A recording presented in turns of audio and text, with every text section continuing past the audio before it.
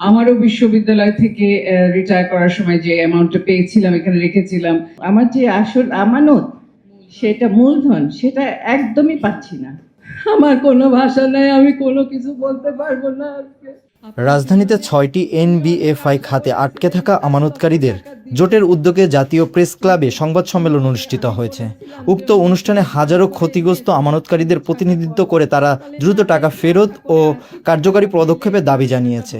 আমারও বিশ্ববিদ্যালয় থেকে রিটায়ার করার সময় যে অ্যামাউন্টটা পেয়েছিলাম এখানে রেখেছিলাম, ভেবেছিলাম মাসে মাসে এখান থেকে কিছু পাবো, কিন্তু সেটা তো আর পাওয়া যাচ্ছে না, মূল টাকাটাও পাওয়া যাচ্ছে না। নিজেকে খাটনি করে দুটো মেয়েকে পালতে হয়েছে। আমার যে আসল আমানত সেটা মূলধন সেটা একদমই পাচ্ছি না। তারপরে এখন আমার হাজবেন্ডের যদি চিকিৎসা করার জন্য আমি পুরো ফাইল ওনাদের কাছে দিয়ে এসেছি মেডিকেল ট্রিটমেন্টের জন্য, ওনারা সেটাও গ্রাহ্য করছেন না। তো আমাদের এখন কি করতে হবে আমি কিছু জানি না, কিছু বুঝতেও পারছি না। ভুক্তভোগীরা বলেন, দীর্ঘদিন ধরে এই সংকটে ২,০০০-এরও বেশি পরিবার চরম দুর্ভোগে রয়েছে।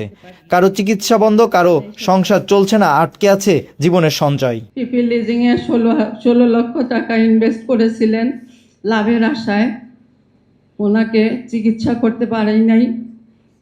আমার মেয়েদেরকে বিয়ে দিয়েছি অনেক কষ্টে, অনুষ্ঠান করতে পারিনি।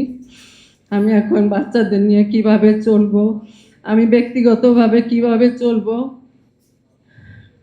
এখন আপনারা বলেছেন ২,০০০ পরিবার ক্ষতিগ্রস্ত, আমি ২,০০০ বলি না, আমি ব্যক্তিগতভাবে আমি একাই অনেক ক্ষতিগ্রস্ত। আমি কারো কাছে হাত পাততে পারছি না, আমার ভাষা নেই, আমার ভাষা হারিয়ে গিয়েছে নভেম্বরের 18 তারিখে। আমার কোনো ভাষা নেই, আমি কোনো কিছু বলতে পারবো না আজকে।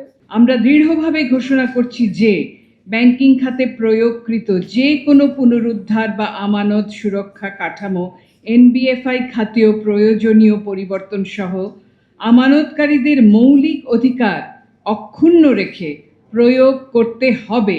আর্থিক প্রতিষ্ঠানের মালিকানা বদল হলে সরকার কিংবা আর্থিক প্রতিষ্ঠান গ্রাহকদেরকে জানায় না জানানোর ফলে সেই মালিক কারা হচ্ছেন এটা তো আমাদের পক্ষে জানা সম্ভব না। এই মালিকানা বদলের অনুমতিও সরকারই দেন এবং এই তদারকি করেন হচ্ছে সরকারের পক্ষ থেকে কেন্দ্রীয় ব্যাংক তদারকি করছেন। এই কথা জেনেই তো আমরা আর্থিক প্রতিষ্ঠানের উপর আস্থা স্থাপন করি। যদি কোনো আর্থিক প্রতিষ্ঠান অন্যায় অসাধুতা অবলম্বন করেন সেইখানে কেন্দ্রীয় ব্যাংকের কর্মচারীরা যুক্ত হয়ে যায়, যেটি ইন্টারন্যাশনাল লিজিং এর বেলায় হয়েছে। আমানতকারীদের দাবি, দ্রুত রোডম্যাপ ঘোষণা করে টাকা ফেরত নিশ্চিত করতে হবে এবং দায়ীদের জবাবদিহিতার আওতায় আনতে হবে। ঢেকে রাখতে